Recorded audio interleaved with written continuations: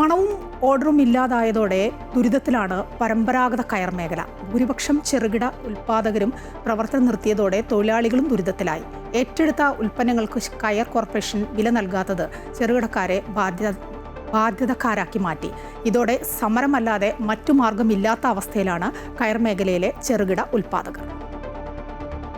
ഒറ്റത്തറയുള്ള സാധാരണക്കാരന് പോലും 1 ലക്ഷത്തിന് മേലെയും കൂടുതൽ തറയുള്ളവർക്ക് 20 മുതൽ 30 ലക്ഷം വരെയും പണം ലഭിക്കാനുണ്ട്.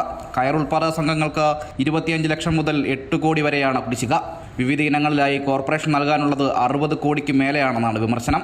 നിലവിൽ ഓർഡറുള്ള വലപ്പായ, ഇന്ത്യൻ, കടപ്പുറം, വൈക്കം തടുക്കുകൾ എന്നീ പരമ്പരാഗത ഉൽപ്പന്നങ്ങളാണ് കയർ കോർപ്പറേഷൻ ഏറ്റെടുത്തത്. ഉൽപ്പന്നങ്ങൾ കയറ്റുമതിക്കാർക്ക് കൈമാറി വിൽപ്പന നടത്തിയിട്ടുണ്ടെങ്കിലും ഇത് വകമാറ്റി ചെലവഴിക്കുന്നതായാണ് ചെറുകിട ഉൽപ്പാദകരുടെ വിമർശനം. ഇതിനെല്ലാം പുറമെ കയർ മേഖല നാളിതുവരെ കാണാത്ത പ്രതിസന്ധിയിലൂടെയാണ് കടന്നു പോകുന്നതെന്നാണ് കയർ ഗുഡ്സ് പ്രൊഡ്യൂസേഴ്സ് അസോസിയേഷന്റെ ആരോപണം. അടിസ്ഥാന വർഗത്തെ മറന്നുകൊണ്ടുള്ള പ്രവർത്തനങ്ങളാണ് ഈ സർക്കാർ ഇപ്പോൾ നടത്തിക്കൊണ്ടിരിക്കുന്നത്. അതിനെതിരെയുള്ള വലിയ പ്രതിഷേധമാണ് ഇപ്പോൾ നടക്കുന്നത്. ഇത് 2ാം ഘട്ടമാണ്. ഇനിയുള്ളൊരു പ്രതിഷേധം എന്ന് പറഞ്ഞാൽ കോർപ്പറേഷൻ്റെ മുഴുവൻ പ്രവർത്തനങ്ങളും നിശ്ചലമാക്കിക്കൊണ്ടുള്ള പ്രവർത്തനത്തിന് ഞങ്ങൾ മുന്നോട്ട് പോകും. കാര്യം നിർവാഹമില്ല.